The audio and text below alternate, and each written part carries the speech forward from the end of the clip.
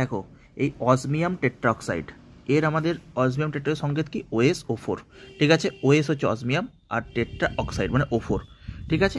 এই যে OSO4 এই রিয়েজেন্টটা আমাদের কি কাজে ব্যবহৃত হয়, এটা আমাদের 11-12 যারা রিয়াকশন কেমিস্ট্রি পড়ো, এই যে আমাদের অর্গানিক কেমিস্ট্রি, এখান থেকে প্রশ্ন আসেই। ক্লাস 12 একদম ডিরেক্ট দিয়ে দেয় এই রিয়েজেন্টটা দিয়ে এটা আমাদের কি তৈরি হয়, এবং জয়েন্টে একদম মোস্ট ইম্পর্টেন্ট একটা রিয়েজেন্ট। OSO4 দেখো কোনো একটা অসম্পৃক্ত যৌগ দিয়ে দিবে, মানে কি দিয়ে দিবে, অ্যালকিন দিয়ে দিবে। অসম্পৃক্ত মানে কি, ডবল বন্ড আছে, সম্পৃক্ত নয়। সম্পৃক্ত কোনগুলো, যেগুলো সব হাইড্রোজেন যারা ফিল আপ আছে।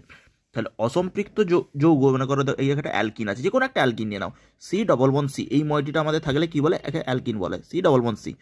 তাহলে এই যে অ্যালকিনটা দেখতে পাচ্ছ, যা খুশি আর গ্রুপ আমাদের যা খুশি হোক আমার দেখার দরকার নেই, যদি আমরা এই অ্যালকিনে OSO4 দিয়ে দিই কী হয় বলো তো, এইটাতেও একটা OH হবে, দুটো কার্বনে ডাইঅল তৈরি হয়ে যায়।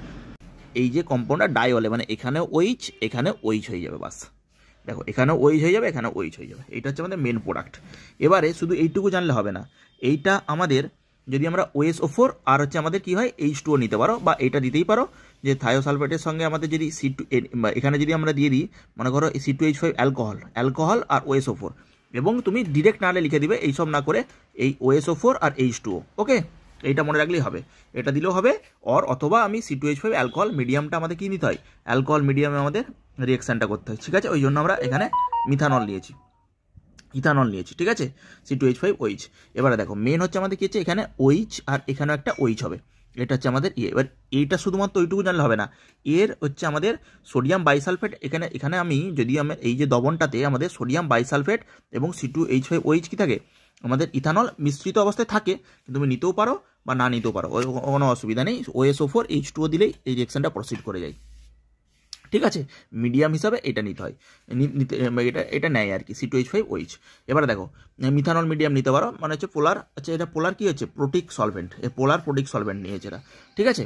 এবারে দেখো এই ডবল বন্ডে কি করলাম আমি, OH আর এখানে একটা OH দিয়ে দিলাম, তাহলে OSO4 আমাদের তাহলে যদি দিয়ে দেয়, তাহলে তুমি কি করবে, ডাইঅল তৈরি করতে ব্যবহার করা হয়। এবার ডাইঅলের মধ্যে শুধু ওইটুকু জানলে হবে, ডাইঅলটা প্রিপেয়ার হবে, এই যে ডাইঅলটা প্রিপেয়ার হবে, এটা স্টিরিও কেমিস্ট্রিটা তোমাকে জানতে হবে।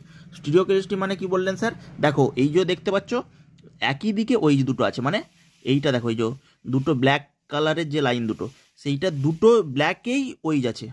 আমি তো এই OHটা আমি এখানে দিয়ে দিতে পারতাম, তো এখানে মনে করো OH দিয়ে দিতাম, এই যে ডটের লাইনটা OH দিয়ে দিলাম, তখন তাহলে কি হতো, আর এই হাইড্রোজেনটা এখানে দিয়ে দিতাম, তাহলে কি হতো, একটা হচ্ছে আমাদের ডটের লাইনে চলে যেত, একটা আমাদের স্ট্রং লাইনে চলে যেত, মানে ব্ল্যাক লাইনে চলে যেত। সেটা হলে হবে না, একই দিকে এন্ট্রি করে, এই যে প্ল্যানার শেফটের মধ্যে একই দিকে, ওই জন্য